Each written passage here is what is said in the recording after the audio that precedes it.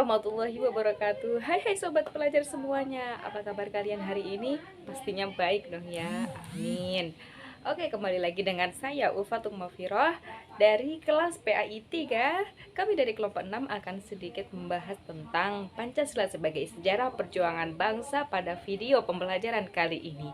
Adapun sub-sub tema pada kali ini yaitu yang pertama adalah ketuhanan, kemanusiaan, persatuan, kerakyatan, keadilan sosial, dan perumusan Pancasila yang akan dipaparkan oleh pemateri lainnya seperti Kak Ardi, Kak Ardian, ada Kak Dwi. Setelah itu ada juga Kak Kadir. Bersama saya juga akan sedikit menerangkan nantinya. Baik, bagaimana kelanjutan videonya? Yuk, mari simak. Cus!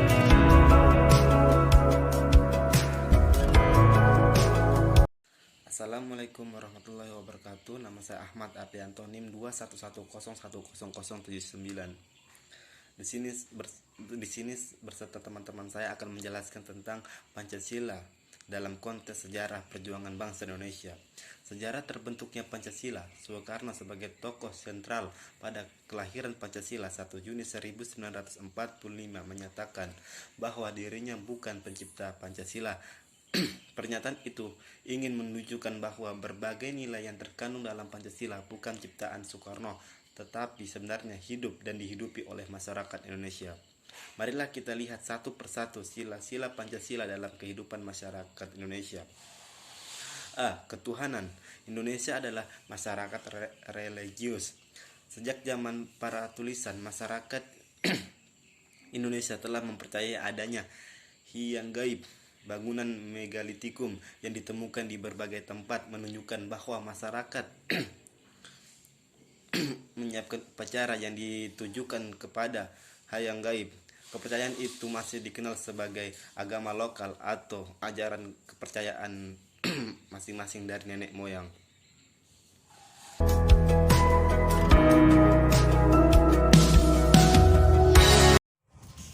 Bismillahirrahmanirrahim. Assalamualaikum warahmatullahi wabarakatuh. Perkenalkan, nama saya Muhammad Arden Nugraha. Saya akan melanjutkan pembahasan tentang sejarah terbentuknya Pancasila yang di bagian 2 dan ketiga, kemanusiaan yang adil dan beradab. Kita tentu sering mendengar orang mengucapkan ikut berbelasungkawa, ikut prihatin, atau sebaliknya, ikut berbahagia. Ungkapan khas itu menunjukkan bahwa orang Indonesia tidak hanya menyaksikan peristiwa yang dialami oleh orang lain, baik kedukaan maupun kegembiraan, akan tetapi secara turun-temurun diajarkan untuk berusaha menyelami perasaan orang lain melalui penempatan. Seandainya peristiwa itu dialami sendiri, sikap dan perilaku seperti itu dalam bahasa sekarang dikenal sebagai empati. Persatuan Indonesia. Masyarakat Indonesia secara sosiologis merupakan masyarakat komunal, yaitu menempatkan kepentingan bersama sebagai yang tertinggi. Ungkapan makan tidak makan asal kumpul menunjukkan dengan jelas bahwa nilai kekeluargaan atau kebersamaan didudukkan lebih tinggi daripada nilai ekonomi. Nilai kekeluargaan ditinggikan di semua suku di Indonesia. Di berbagai suku, tingginya kekerabatan diwujudkan dalam bentuk negara dengan mengatur tata tanggung jawab setiap individu terhadap saudara semarga. Soekarno memandang bahwa nilai kekerabatan yang berkembang di Indonesia sangat baik dan secara turun-temurun telah menjadi identitas sosial. Meski demikian, ada yang perlu ditambahkan untuk menjadi sempurna, yaitu kekeluargaan yang tidak terbatas pada tingkat kesukuan maupun kedaerahan. Nilai kekeluargaan itu harus dikembangkan lintas etnis dan daerah, yaitu ke tingkat bangsa. Soekarno menyatakan, kebangsaan Indonesia yang bulat bukan kebangsaan Jawa, bukan kebangsaan Sumatera, bukan kebangsaan Borneo, Sulawesi, Bali, atau lain-lain. Kebangsaan Indonesia yang bersama-sama menjadi dasar satu nationalstat. Oke, baik, itu saja materi singkat dari saya. Lebih dan kurang mohon dimaafkan. Assalamualaikum warahmatullahi wabarakatuh.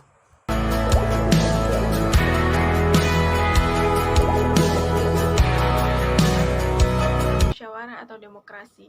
Dengan berlandaskan pada formulasi asli, terlihat bahwa beliau hendak mengkaitkan antara praktek musyawarah yang telah turun-temurun dalam musyawarah Indonesia dengan konsep demokrasi.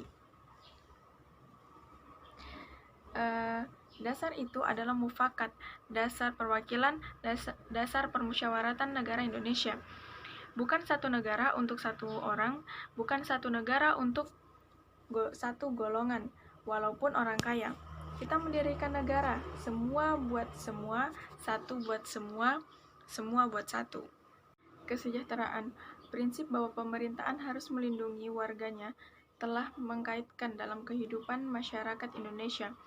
Ungkapan dunia dalam adanya negara yang tersohor karena kewibawaannya, besar luas wilayahnya, ditandai oleh pegunungan sebagai latar belakangnya, terus sawah sebagai depannya, sungai yang selalu mengalir, dan pantainya terdapat pelabuhan yang besar, menunjukkan secara etnis pemerintahan bertanggung jawab untuk mewujudkan.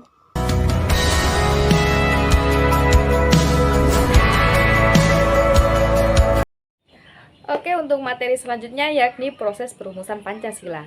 Pada sidang BPUPKI, di mana pada sidang tersebut tanggal 29 Mei 1945, Mr. Muhammad Yamin mengusulkan 5 asas dan dasar negara kebangsaan Republik Indonesia.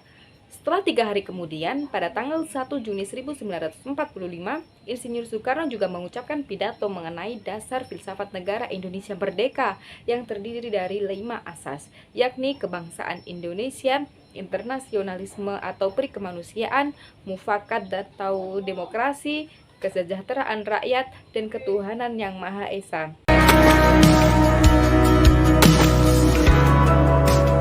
Assalamualaikum warahmatullahi wabarakatuh. Perkenalkan, nama saya Kadir, NIM 211010076.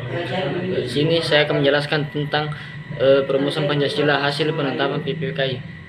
Untuk melanjutkan pekerjaan BPUPKI pada tanggal 7 Agustus 1945, dibentuk PPKI dengan anggota 27 orang. Peranan PPKI dalam sejarah Indonesia sangatlah penting, terutama setelah proklamasi kemerdekaan yang diadakan pada tanggal 17 Agustus 1945.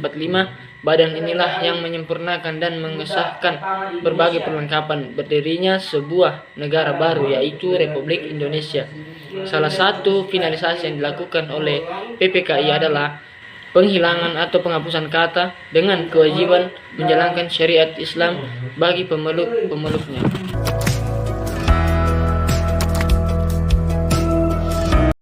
Demikianlah materi yang dapat kami sampaikan. Kami dari kelompok 6 mohon maaf atas kekurangan, semoga bermanfaat, dan sampai jumpa kembali di video pembelajaran lainnya. Wassalamualaikum warahmatullahi wabarakatuh. Bye.